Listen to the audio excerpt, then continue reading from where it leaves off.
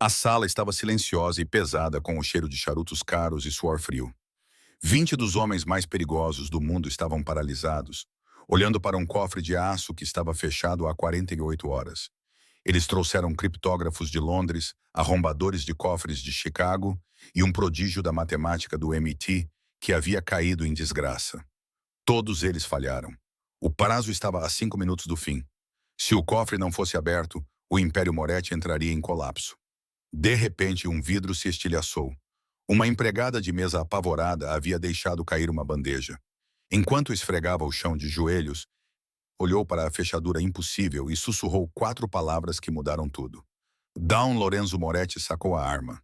Não para ela, mas para os especialistas que haviam desperdiçado o seu tempo. Porque a rapariga com o pano havia acabado de fazer o impossível. Helena Vance ajeitou a gola do uniforme, estremecendo quando o tecido rígido esfregou contra o hematoma no ombro. Ela o havia feito ao bater na moldura da porta enquanto levava o irmão mais novo, Toby, para a sala de emergência 3 noites atrás. A asma dele estava piorando e as contas médicas se acumulavam na bancada da cozinha do apartamento apertado deles no Queens, como uma avalanche lenta. Ela verificou o seu reflexo no espelho, manchado do vestiário. Olheiras assombravam os seus olhos, mas ela não podia se dar ao luxo de parecer cansada. Não esta noite. O Obsidian Room recebia o tipo de clientela que dava gorjetas de $100 ou não dava gorjeta alguma, dependendo do humor, do mercado de ações ou, mais provavelmente, do submundo do crime. Helena, a mesa 4 precisa ser limpa agora. O Sr. Henderson, o gerente de piso, gritou como um chicote. Henderson era um homem que suava profusamente e tratava os seus funcionários como guardanapos descartáveis. Sim, senhor, respondeu Helena, mantendo a voz calma. Ela pegou na bandeja e num frasco de spray de limpeza. Dirigiu-se para a pista de dança. O Obsidian Room não era apenas uma discoteca. Era uma fortaleza de luxo, enterrada nas profundezas da arquitetura de Manhattan. A iluminação âmbar e dourada foi projetada para fazer com que todos parecessem bonitos e perigosos. Helena movia-se como um fantasma. Esse era o seu superpoder. Ela havia aprendido há muito tempo que as pessoas ricas não viam os funcionários. Ela era uma peça de mobiliário. Ela era uma máquina de venda automática que servia uísque e limpava cinzas. Ao se aproximar da mesa 4, ela limpou a superfície de mogno. Enquanto trabalhava, sua mente vagava para os números. Era um hábito que ela não conseguia abandonar. Ela contava o piscar rítmico das luzes estroboscópicas a 120 batidas por minuto. O braço do barman por 45 degradaus e a sequência dos ladrilhos do chão em uma espiral de Fibonacci. O seu pai tinha sido um relojoeiro obcecado por engrenagens e sequências antes de falecer. Ele tinha ensinado Helena a ver o mundo não como caos, mas como uma equação à espera de ser equilibrada. Mas equações não pagavam os inaladores de Toby. Você ouviu? Sussurrou um ajudante de garçom chamado Marcos ao passar por ela, carregando uma caixa de gelo. Ouviu o quê? Perguntou Helena, sem parar de esfregar. O chefe está aqui, Lorenzo Moretti, e ele fechou toda a sessão VIP. Dizem que ele trouxe especialistas. Helena parou. Lorenzo Moretti. O nome era sussurrado em Nova York com uma mistura de reverência e terror. Ele não era apenas um chefe da máfia. Era uma entidade corporativa que possuía metade dos estaleiros navais e 1/3 dos políticos. Fica longe dos fundos, alertou Marcos.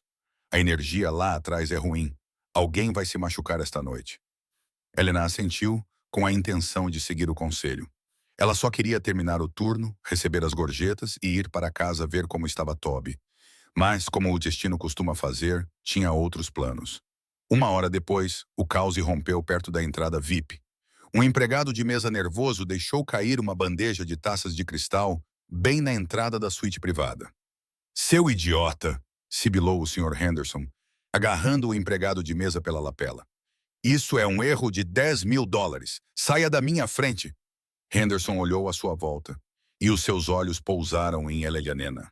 Ela tentou fazer-se mais pequena, mas era tarde demais. Vance, pega no balde e nos panos resistentes. Vai limpar essa bagunça antes que o Sr. Moretti veja. E, pelo amor de Deus, ser invisível. O estômago de Helena apertou-se. Ela pegou nos materiais e caminhou em direção às portas VIP. Dois guarda-costas enormes estavam do lado de fora, com os fatos a mal conseguirem conter o seu tamanho. Um deles, um homem com uma cicatriz irregular na bochecha, olhou-a de cima a baixo antes de acenar com a cabeça. Limpa, rápido, sem olhar em volta. Resmungou ele, abrindo a pesada porta de carvalho. Helena entrou e a atmosfera mudou instantaneamente. A música da discoteca principal tinha desaparecido, substituída por um silêncio sufocante. O ar cheirava a ozono, papel velho e medo. No centro da sala estava um objeto enorme e estranho. Parecia um cofre, mas era diferente de tudo o que Helena já tinha visto. Era um cilindro de aço escovado coberto por mostradores giratórios, teclados digitais e o que pareciam ser mostradores de relógios analógicos.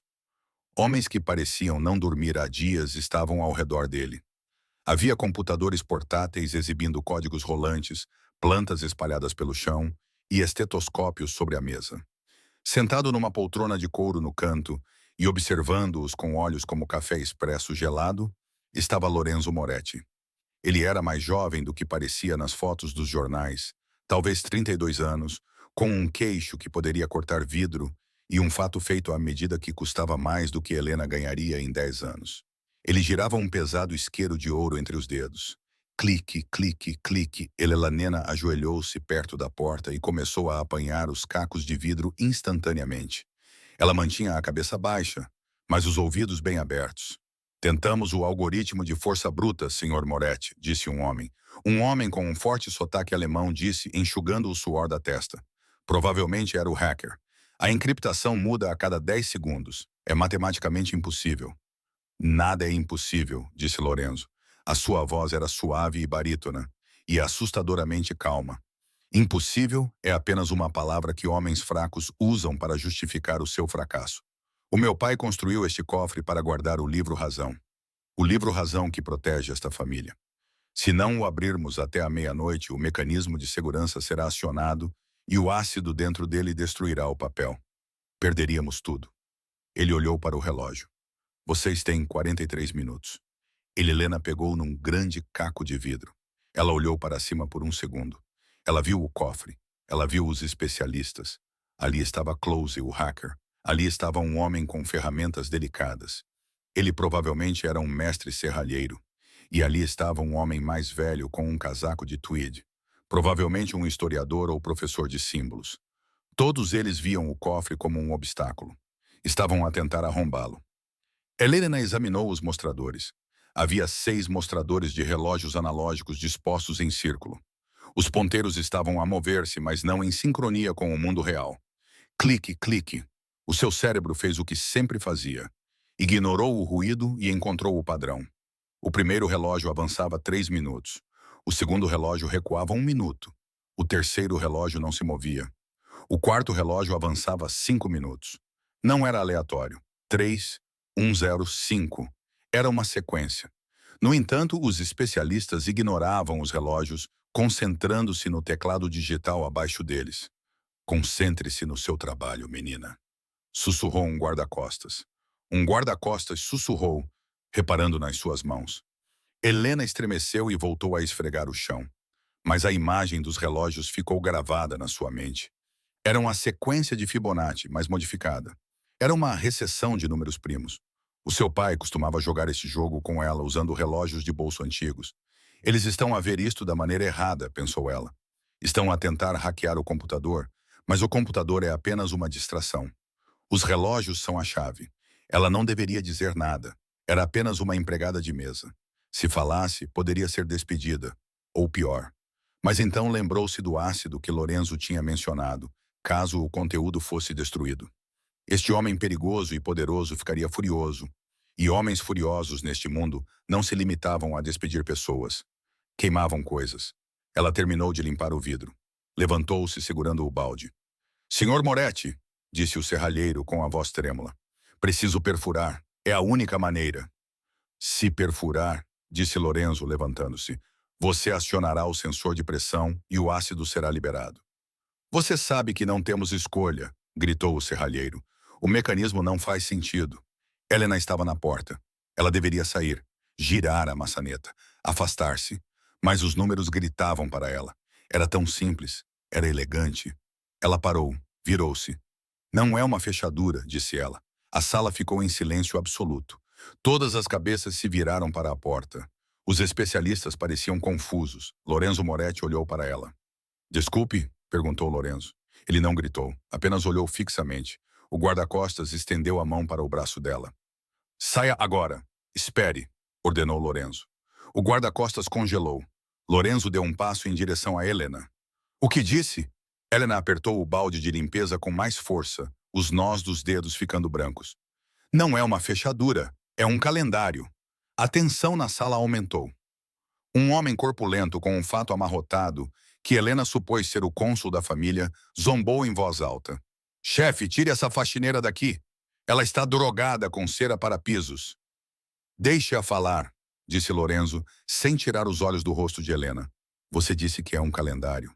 Explique. Tem 10 segundos antes que eu perca a paciência. O coração de Helena batia contra as costelas como um pássaro preso.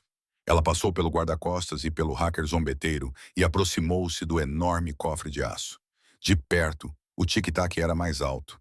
Os especialistas estão a tentar decifrar o código digital, disse Helena, a sua voz ficando mais forte à medida que se concentrava na lógica. Mas o teclado digital é um engodo.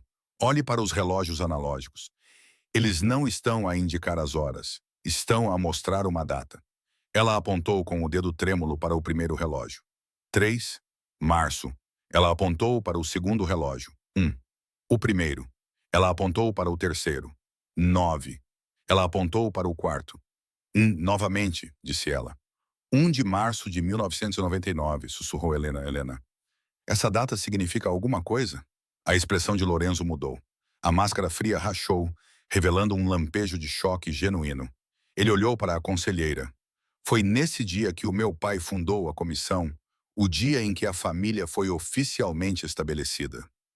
Close, o hacker, levantou-se com o rosto vermelho. Isso é ridículo. Sou formado pelo MIT. Eu quebrei os firewalls do Pentágono. Você acha que uma garçonete entende de criptografia polimórfica, multicamadas, só porque vê uma data? Não é apenas uma data, disse Helena, virando-se para olhar Close nos olhos. Ela sentiu uma súbita onda de adrenalina. Ela odiava valentões. Os relógios são o método de entrada. O teclado digital está lá apenas para verificar a varredura biométrica. Você não pode digitar o código. Tem de o enrolar. Ela olhou para Lorenzo. Posso? A sala ficou em silêncio novamente. O serralheiro riu nervosamente. Ela vai ativar a armadilha, Sr. Moretti. Não a deixe tocar nisso. Lorenzo olhou para os especialistas que o tinham falhado durante 2 dias. Depois, olhou para Helena. Ela usava um uniforme barato de poliéster. O cabelo estava crespo devido à umidade e ela cheirava a limpador de limão. Mas os olhos eram claros e inteligentes. Vá em frente, disse Lorenzo suavemente. Mas se acionar o ácido, não sairá desta sala. Helena engoliu em seco. Entregou o balde ao guarda-costas atordoado. Aproximou-se do cofre. Estendeu a mão e tocou na moldura do primeiro relógio. Estava frio e pesado. A sequência representa o alinhamento planetário retrógrado daquela data específica, murmurou Helena, quase para si mesma. O meu pai adorava a astronomia. Ela girou o primeiro ponteiro do relógio 3 vezes no sentido anti-horário. Clique, clique, clique. Um baque mecânico pesado ecoou de dentro do cofre. Os especialistas suspiraram. Ela passou para o segundo relógio. Ela girou no sentido horário, um clique. Baque. Ela passou para o terceiro relógio. Este era o mais complicado. É uma variável do ano bissexto, sussurrou ela. Ela girou o mostrador completamente uma vez e parou no 9. Clac. Gotas de suor brotaram na sua testa. O último relógio. A pressão na sala era intensa. Ela podia sentir Lorenzo parado logo atrás dela. Podia sentir o cheiro da sua colônia, sândalo e pólvora. Ela girou o último mostrador. Parou no 9. Nada aconteceu. O silêncio prolongou-se por 5 segundos. Ela tinha falhado. O conselheiro murmurou. Chefe, o tempo está quase a acabar. Precisamos de perfurar. Helena franziu a testa. Não, a matemática está certa. A data está certa. A menos que... Ela olhou para o teclado digital abaixo. Estava em branco. A variável humana, sussurrou ela. As máquinas não têm batimentos cardíacos. Ela olhou para Lorenzo. Coloque a sua mão no scanner. Agora por quê? Perguntou Lorenzo. Porque os relógios definem os tambores, disse Helena com urgência. Mas o scanner completa o circuito. Precisa do sangue do proprietário. Faça isso, Lorenzo. O conselheiro gritou. Falta 1 minuto. Lorenzo deu um passo à frente. Colocou a sua grande mão no painel de vidro. Uma luz vermelha escaneou a sua palma. Bip. Então ouviu-se um som baixo e gutural, como metal a acordar de um longo sono. As engrenagens dentro do cofre começaram a girar. A pesada porta de aço sibilou quando as vedações pneumáticas se soltaram com um som semelhante a um tiro. Os parafusos retraíram-se. A porta abriu-se lentamente. Lá dentro, sobre uma almofada de veludo, estava um livro de couro grosso. Helena soltou um suspiro que parecia estar a prender desde o nascimento ao ver que o livro-razão estava seguro e seco. Ela deu um passo para trás, percebendo de repente o que tinha feito. Acabara de humilhar 20 dos criminosos mais bem pagos do mundo. Close, o hacker, olhou para o cofre aberto, de boca aberta. O serralheiro deixou cair a chave inglesa. Lorenzo não olhou para o livro. Em vez disso, caminhou até a mesa onde os especialistas tinham o seu equipamento. Ele pegou uma pilha de dinheiro destinada ao pagamento deles. Saiam, disse Lorenzo aos homens. Mas, começou Close. Saiam, rugiu Lorenzo. O som sacudiu os copos no balcão. Você me disse que era impossível. Você me disse que eu precisava de um supercomputador. Uma rapariga que esfrega o chão acabou de ser mais esperta do que você em 60 segundos. Se vocês não estiverem fora da minha cidade dentro de 1 hora, eu vou caçá-los. Os especialistas não esperaram. Agarraram as suas malas e fugiram da sala como ratos de um navio a afundar. Agora, a sala está vazia, exceto por Lorenzo, os seus guarda-costas e Elelanena. Elelanena abaixou-se para pegar o seu balde do guarda-costas. Devo voltar ao trabalho, senhor. O senhor Henderson fica zangado se demoro muito.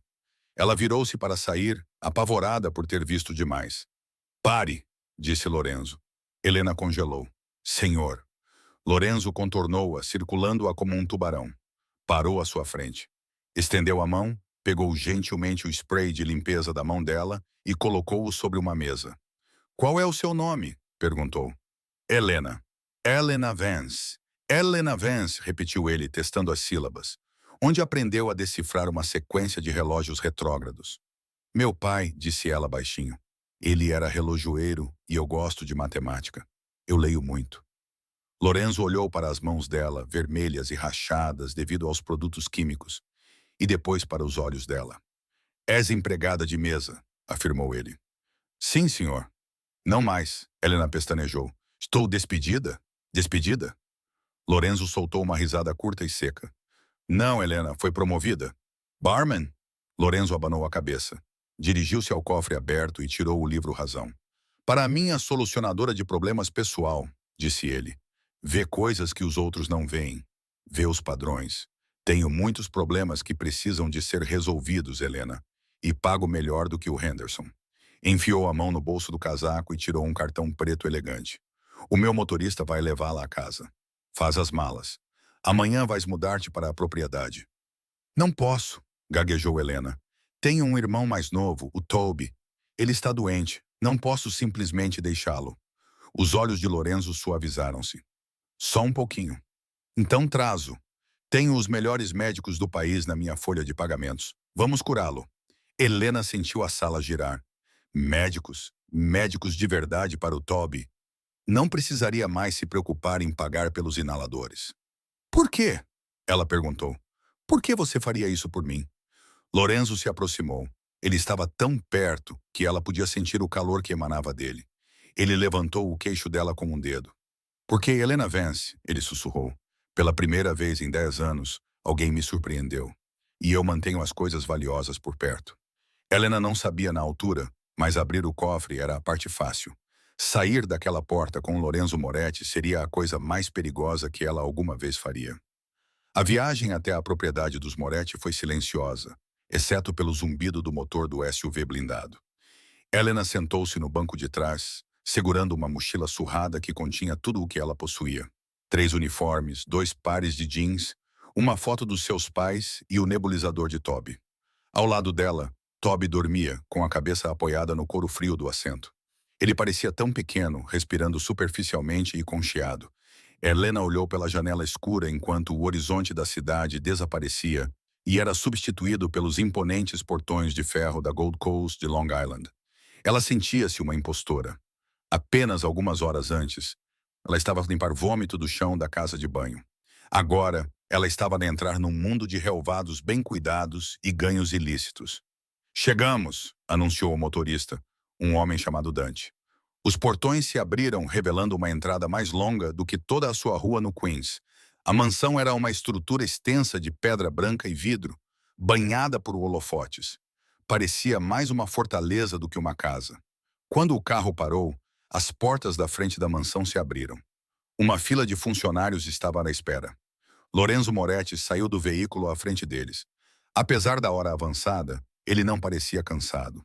Na verdade, parecia energizado, como um predador a patrulhar o seu território. Dante, leve o rapaz para a ala leste, ordenou ele. O Dr. Evans está à espera. Helena entrou em pânico, agarrando a mão de Toby. Espere, eu vou onde ele for. Lorenzo parou e virou-se para ela. As luzes fortes projetavam sombras longas em seu rosto. Helena, você precisa entender uma coisa. Não é uma convidada aqui. É uma funcionária, um ativo de alto valor. Será levada para os seus aposentos e o seu irmão será tratado na ala médica. Não pode ajudá-lo lá. O Dr. Evans é o melhor pneumologista pediátrico do estado. Deixe-o fazer o seu trabalho. Helena hesitou. Nunca se tinha separado de Toby desde que os pais morreram, mas olhou para o rosto pálido de Toby. Não podia ajudá-lo. Lorenzo podia. Está bem, sussurrou ela. Apertou a mão de Toby. Vai com o senhor simpático, Toby, disse ela. Vejo-te de manhã. Enquanto Dante levava o menino sonolento, Helena sentiu como se um pedaço do seu coração fosse com ele. Venha, disse Lorenzo. Temos trabalho a fazer agora. Helena olhou para o seu relógio de plástico barato. São 3h03 da manhã. O dinheiro não dorme, disse Lorenzo, caminhando em direção às enormes portas de carvalho. E os meus inimigos também não. Por dentro, a casa era de tirar o fôlego. Havia pisos de mármore, lustres de cristal e obras de arte que pertenciam a museus. Mas o ar estava frio. Lorenzo levou-a a um escritório que cheirava a couro e tabaco. Sentada num sofá de veludo estava uma mulher que parecia ter saído de uma sessão fotográfica da capa da Vogue.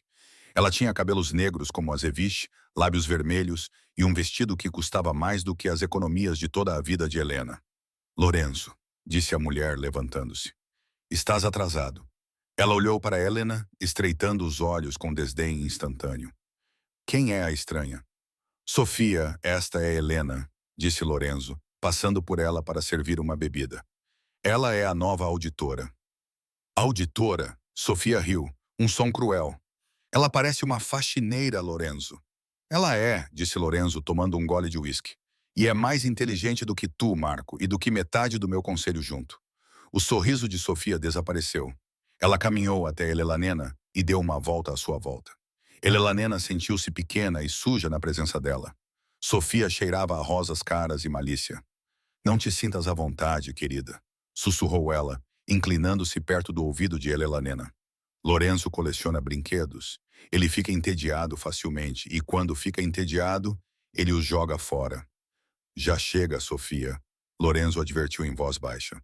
Mostre o quarto a Elelanena. A suíte de hóspedes ao lado da biblioteca. Os olhos de Sofia se arregalaram. A suíte da biblioteca? É para a família.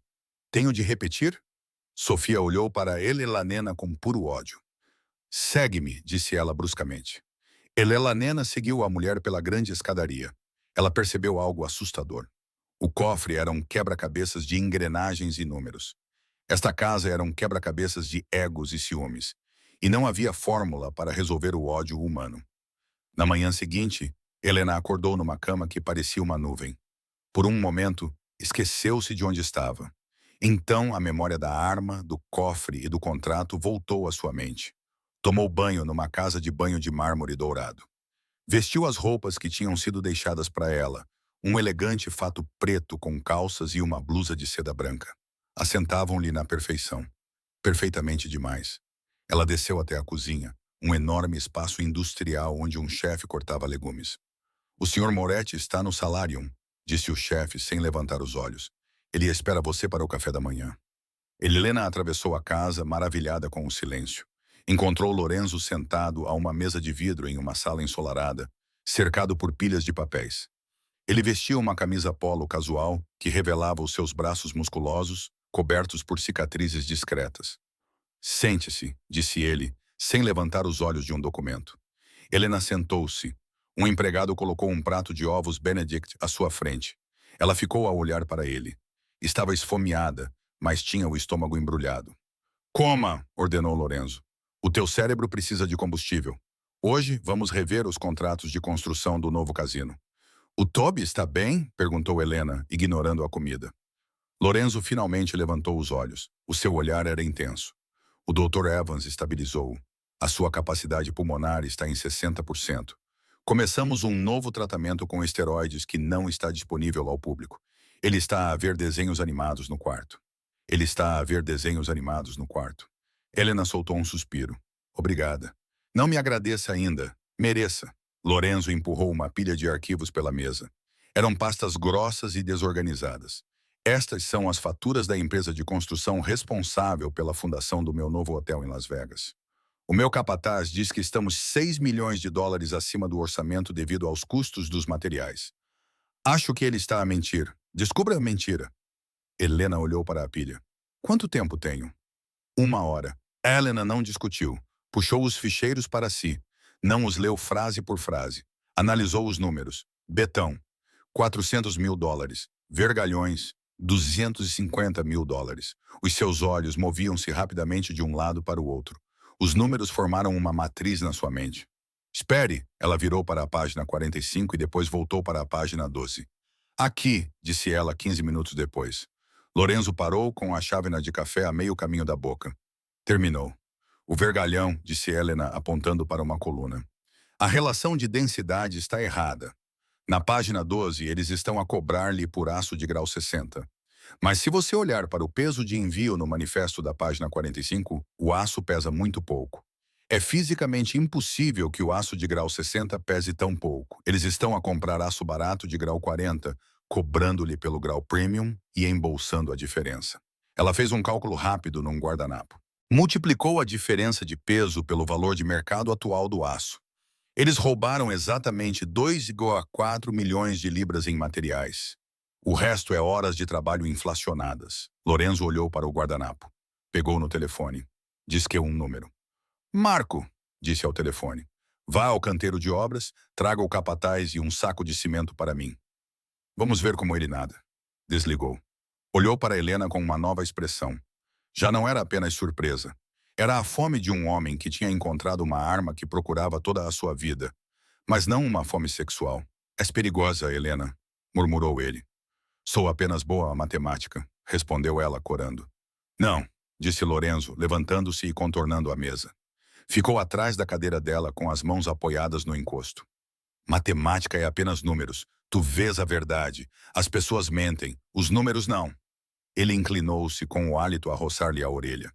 Há uma gala esta noite. Vais comigo. Uma gala? Mas, senhor, sou uma empregada de mesa. Não sei como me vestir para um evento desses. Não és uma empregada de mesa, interrompeu ele com firmeza.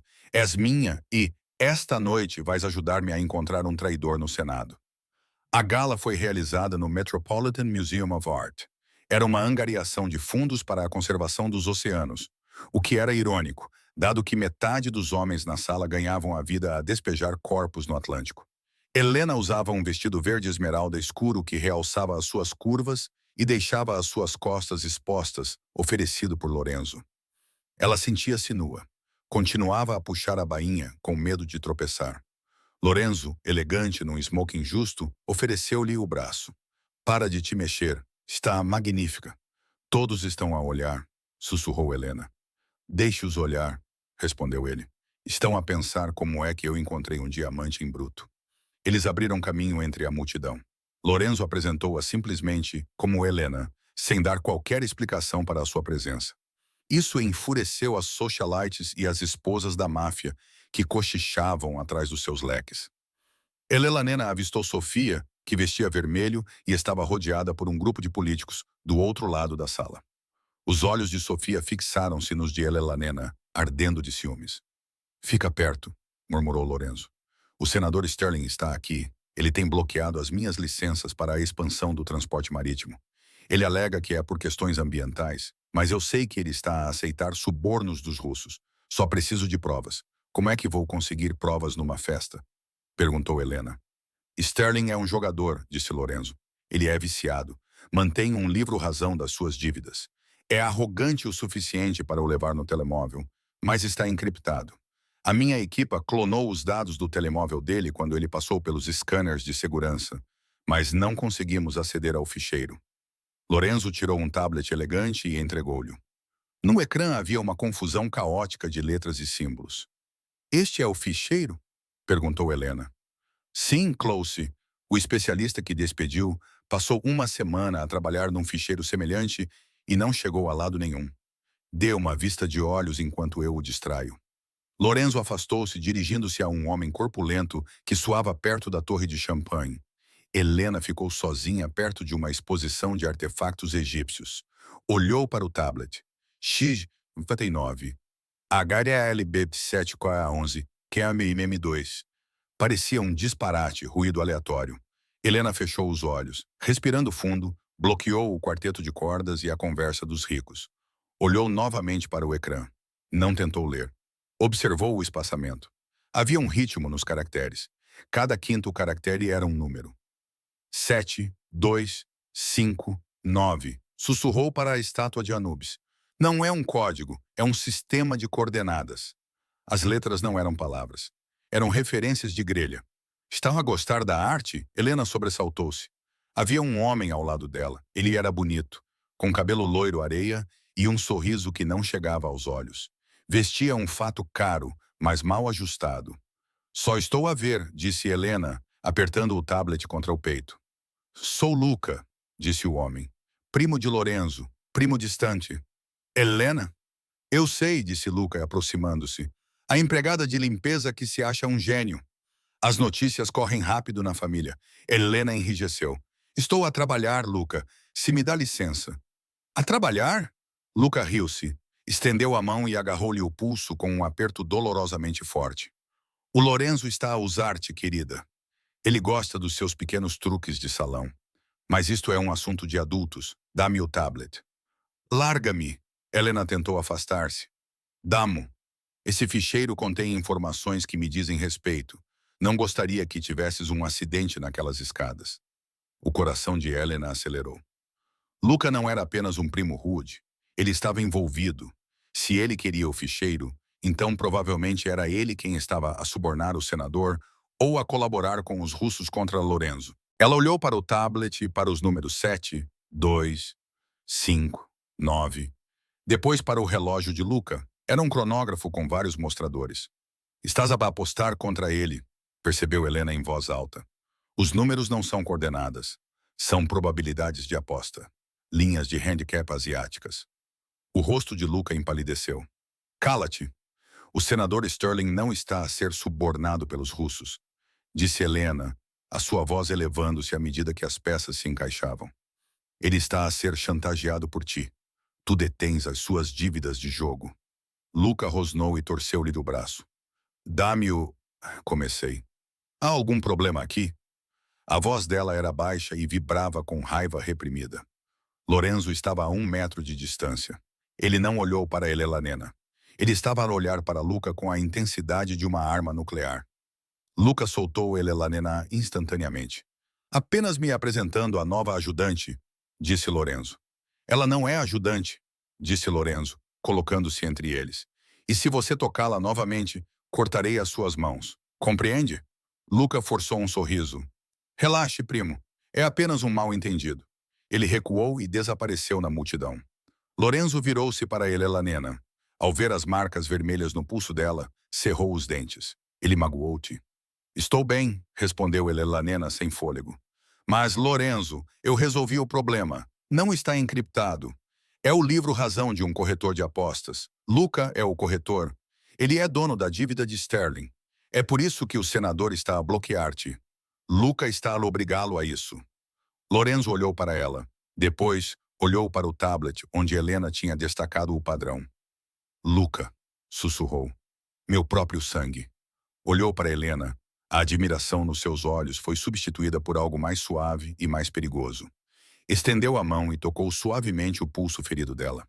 Acabaste de expor uma conspiração que me custou milhões, disse ele suavemente. E encontraste a cobra no meu jardim. O que vais fazer com ele? Perguntou Helena, temendo a resposta. Esta noite? Nada. Esta noite vamos dançar. Lorenzo pegou no tablet e colocou-o no bolso. Depois, pegou na mão ilesa dela e levou-a para a pista de dança.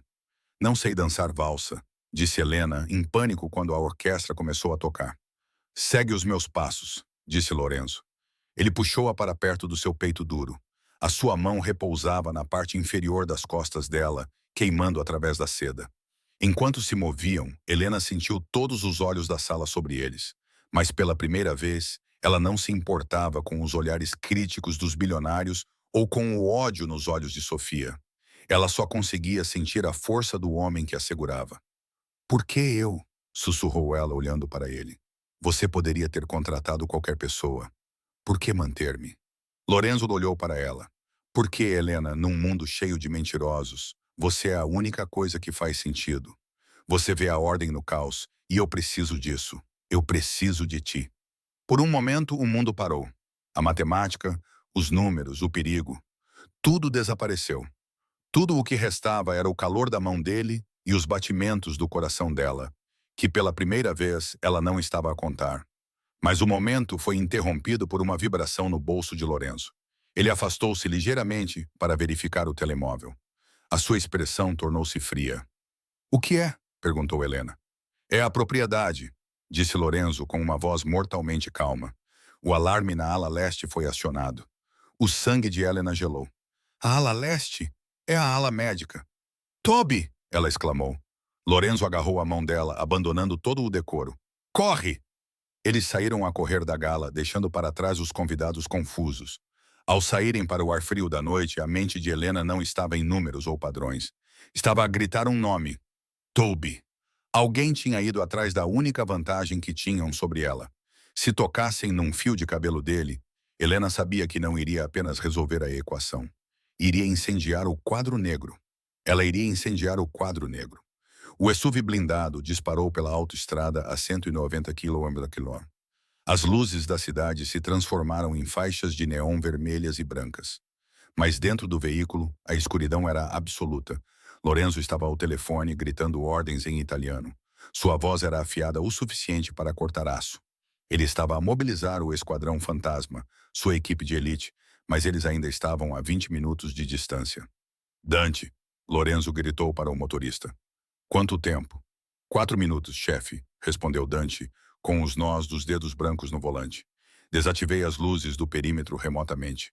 Vamos entrar no escuro. Helena ficou paralisada, com as mãos tão apertadas que as unhas se cravaram nas palmas. Toby. O nome repetia-se na sua mente como um mantra. Ela calculou as probabilidades. Era um hábito nervoso que não conseguia suprimir. Tempo de resposta da segurança. 8 minutos. Tempo de invasão do intruso. 4 minutos. A probabilidade de Toby estar escondido era de 85%. Ele é inteligente. Ele sabe como brincar às escondidas. No entanto, brincar às escondidas não funciona contra homens armados. Um SUV passou a toda a velocidade pelos portões abertos da propriedade, derrapando lateralmente pela gravilha antes de parar perto da entrada de serviço da ala leste. A casa principal estava silenciosa, como um gigante adormecido, mas as janelas da ala médica estavam iluminadas por feixes de luz de lanternas. Fica aqui, ordenou Lorenzo, tirando uma Sig Sauer P6 de um compartimento escondido na porta. Ele engatilhou a arma. Tranca as portas. Não as abras para ninguém além de mim. Não, disse Helena. A sua voz tremia, mas os seus olhos estavam duros. Lorenzo parou, com a mão na maçaneta da porta. Helena, isto não é um problema de matemática. Há homens lá dentro com armas automáticas. Eu conheço o layout da ala médica, disse Helena, soltando o cinto de segurança. Memorizei as plantas que você me deu para a auditoria de renovação. Sei onde os dutos de ventilação se conectam e onde fica o armazenamento de produtos químicos. Contrataste pessoal de limpeza para higienizar a ala ontem. Contrataste pessoal de limpeza para higienizar a ala ontem.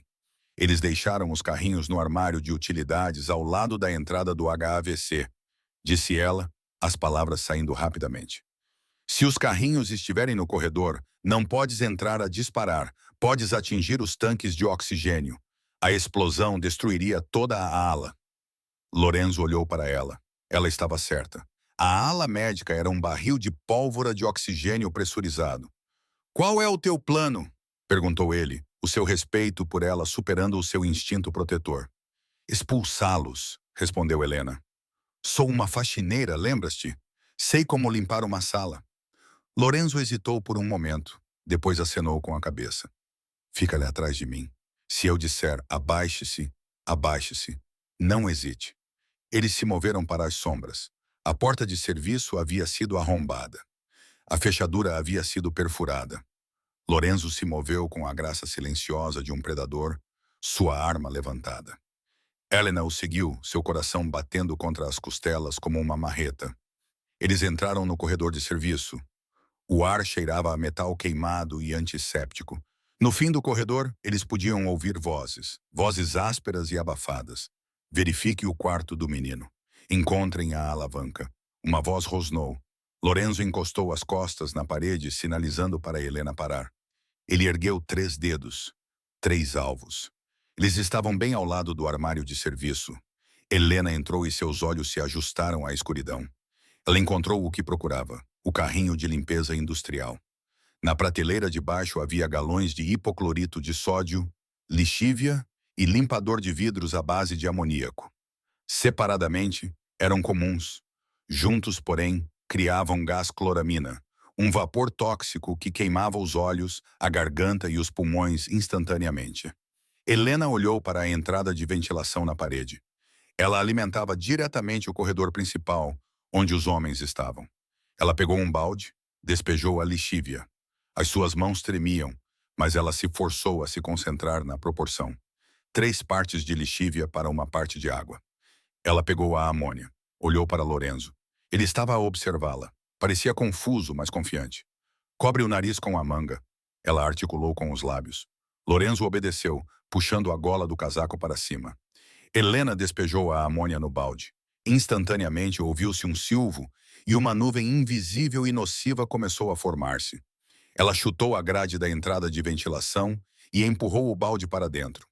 A pá do ventilador sugou os vapores diretamente para a sala ao lado. Ela bateu a porta do armário e arrastou Lorenzo de volta para a saída. Conte até 10, sussurrou ela.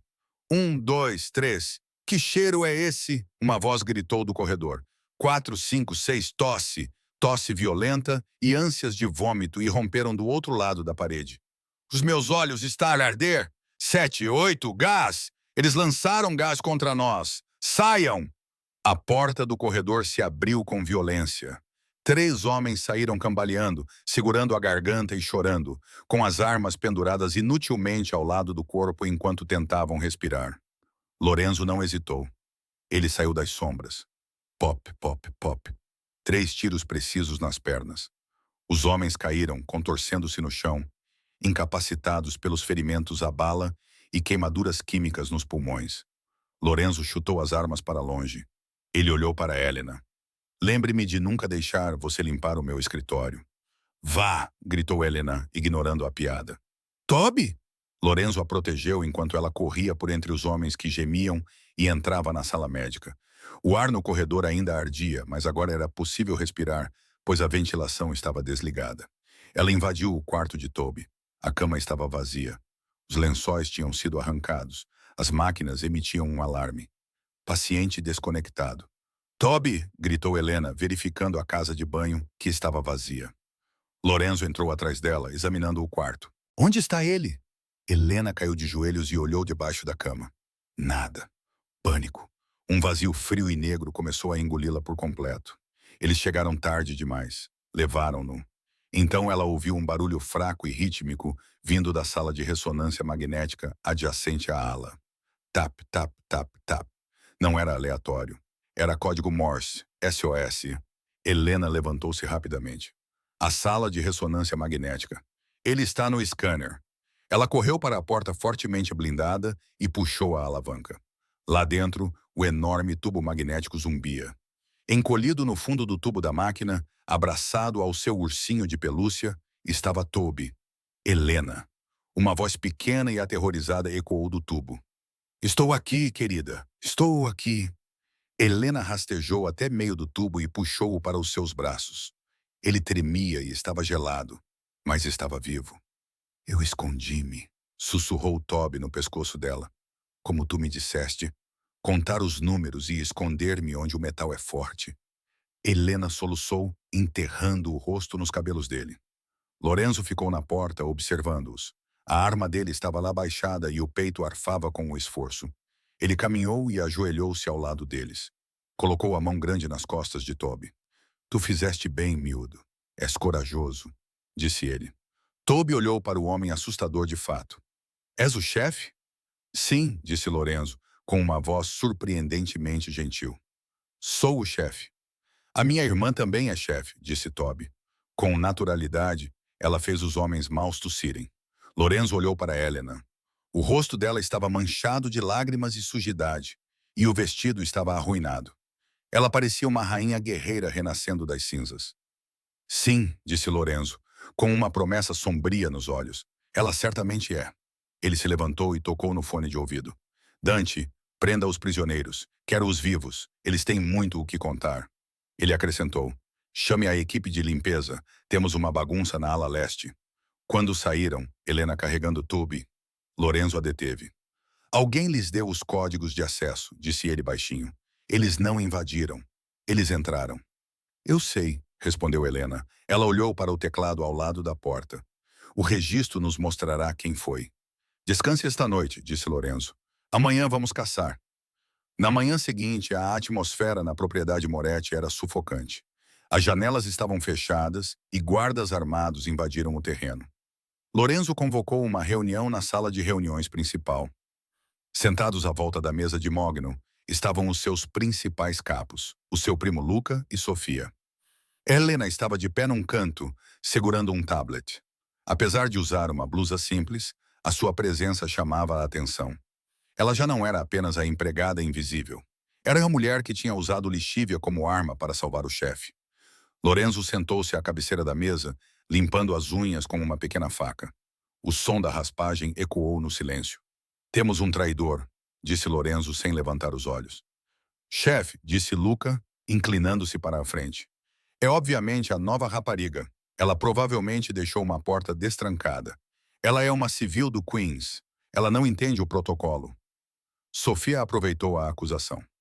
Luca está certo. Desde que ela chegou, tem sido um caos. Talvez ela tenha sinalizado para eles. Helena não se abalou. Ela caminhou até o grande ecrã na parede e conectou o seu tablet. Eu esperava que você dissesse isso, disse ela calmamente. Uma planilha apareceu no ecrã. O ataque ocorreu às 22h42, dizia. Os intrusos entraram usando o código do teclado pertencente ao Sr. Henderson, o chefe de manutenção. Vê, gritou Luca. Henderson traiu-nos. O Sr. Henderson estava em cirurgia ontem à noite, salientou Helena. Alguém roubou o seu código, mas o rastro digital revela a verdadeira história. Ela deslizou o ecrã. Um gráfico apareceu. Às 22h42 houve um pico massivo de dados. 400 gigabytes em 10 segundos, com origem na suíte de hóspedes da ala oeste. O quarto de Sofia. Sofia empalideceu. Eu estava a ver Netflix. A Netflix não usa uma substituição de servidor localizado, disse Helena, baixando a voz para um tom de palestra. Mas aqui está a matemática que o condena. A substituição requer uma digitalização biométrica da impressão digital. O sistema registra a pressão do dedo. Lorenzo tem uma média de 12 newtons. A média da equipa é de 8 newtons. A impressão digital que autorizou esta entrada registrou 3,5 newtons. Helena apontou para as mãos de Sofia.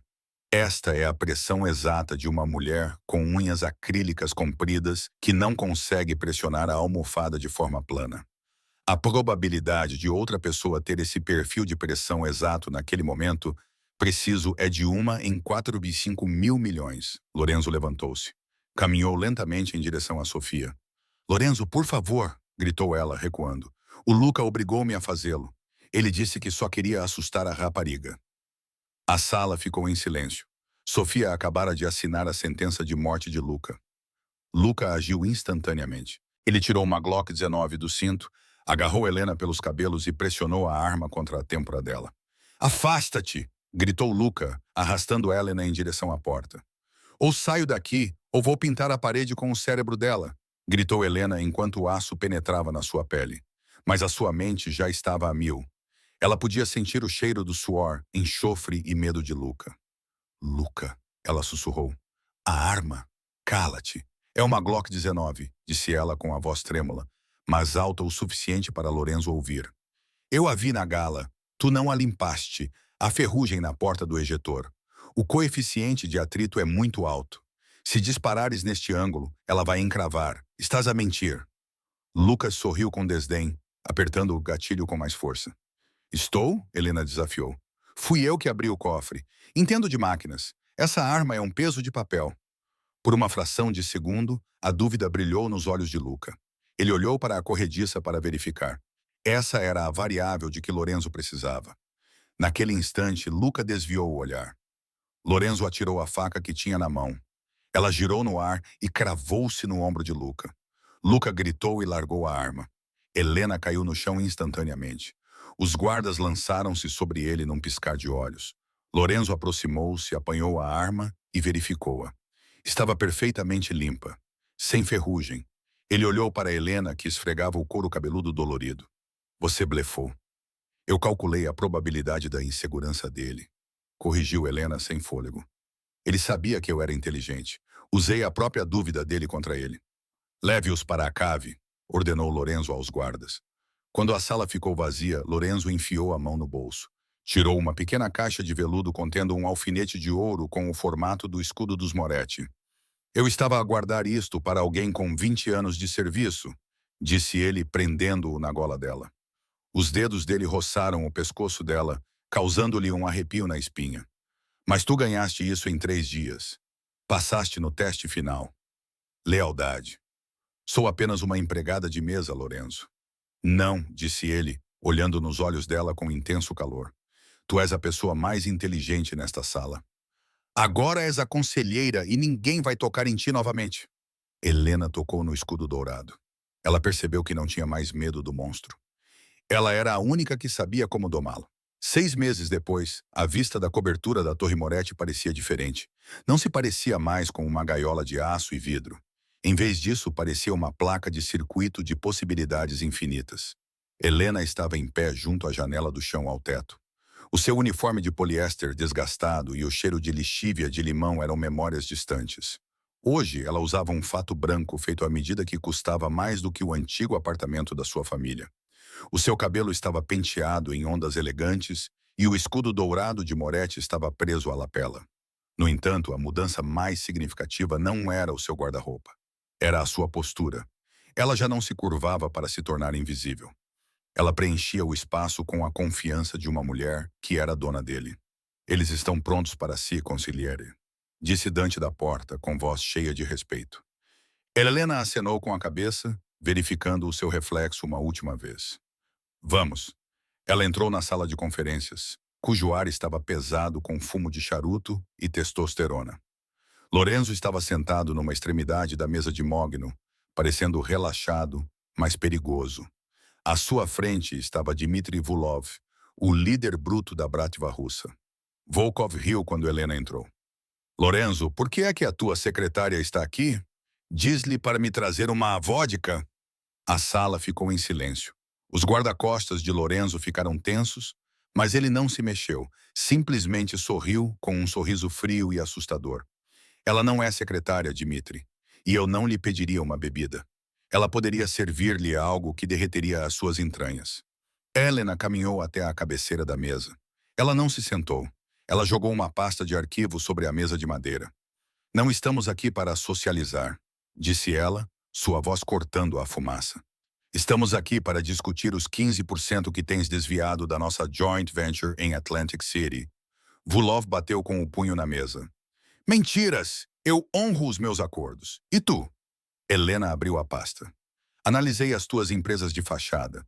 Pensaste que dividir as transferências em montantes inferiores a US$ 10.000 iria esconder o roubo, mas esqueceste-te da lei de Benford. Volkov pestanejou, confuso. A lei de Benford o quê? Em um conjunto natural de números financeiros, o, le- o número 1 aparece como o dígito inicial em cerca de 30% das vezes, explicou Helena, com um tom frio e condescendente, como se fosse uma professora repreendendo um aluno lento. Nos seus livros, ele aparece apenas 15% das vezes. Os seus números são artificiais. Rastreei a variação estatística diretamente até uma conta privada suíça, em nome da sua amante. Ela deslizou uma única folha de papel na sua direção. Roubou US$ 4 milhões. Lorenzo queria entrar em guerra, mas eu fiz as contas. A guerra é cara. Portanto, eis o novo acordo. Cede-nos o seu território no porto de Nova York. Vale US$ 10 milhões. Considere isso um imposto por pensar que poderia ser mais esperto do que eu. Vulov olhou para Lorenzo, depois voltou a olhar para o olhar gélido de Helena. Ele percebeu com um sentimento de desânimo que os rumores eram verdadeiros. A família Moretti tinha uma arma que as balas não podiam derrotar. Derrotado, Vulov assinou o papel. Uma hora depois, os russos tinham ido embora e o Império Moretti tinha crescido 30% sem disparar um único tiro. Helena estava na varanda enquanto o sol se punha, pintando a cidade em tons de violeta e dourado. Lorenzo saiu atrás dela e entregou-lhe uma taça de Chianti Vintage. Implacável, murmurou ele, aproximando-se dela. Nunca vi Volkov tão aterrorizado. Apenas equilibrei a equação, respondeu Helena, pegando no vinho. Fizeste mais do que isso. Lorenzo apoiou as mãos na grade, cercando-a. Salvaste o negócio, salvaste-me e salvaste o Toby. Helena olhou para ele. Como ele está? O Dr. Thor Evans diz que a capacidade pulmonar dele está em 98%. Ele vai jogar futebol neste outono. Lágrimas brotaram nos olhos de Helena. Nunca poderei te recompensar por isso. Você já recompensou. Lorenzo gentilmente segurou o rosto dela, passando o polegar pelos lábios dela. Pela primeira vez na minha vida, não estou cercado por pessoas que só querem o meu dinheiro. Você me viu, Helena. As probabilidades de nos encontrarmos, de abrires aquele cofre, é estatisticamente impossível. Improvável, sussurrou ela, com o coração a bater forte. Não impossível. Então vamos desafiar as probabilidades. Lorenzo inclinou-se e beijou-a. Foi um beijo de posse e de promessa, com sabor a vinho e vitória. Quando se separaram sem fôlego, ele encostou a testa à dela. Tenho um novo título para ti, sussurrou ele. Não apenas conselheira. És minha parceira no livro Razão, no Império, na vida. Helena tocou o escudo dourado no peito e olhou para o homem que lhe dera o mundo. A faxineira que se tornou rainha sorriu. Parceira, concordou ela, mas eu cuido das finanças. Tu gastas demais em ternos. Lorenzo riu. Era um som rico que ecoava pela cidade. A equação finalmente estava equilibrada. De esfregar pisos a governar o submundo, Helena não apenas quebrou o teto de vidro, ela o destruiu. Ela destruiu o cofre inquebrável. A sua história prova que o verdadeiro poder não está em gritar mais alto, mas em ver os padrões que todos os outros ignoram. O especialista viu uma fechadura. Helena viu uma história. E tu, se estivesses em frente àquele cofre com 5 minutos no relógio, decifrarias o código ou cederias à pressão? Se gostaste desta história de reviravoltas, romance e doce vingança, curte esta publicação. Isso ajuda muito o canal. Não te esqueças de te inscrever e ativar as notificações para nunca perderes uma nova história. Partilha este vídeo com um amigo que adora vitórias improváveis.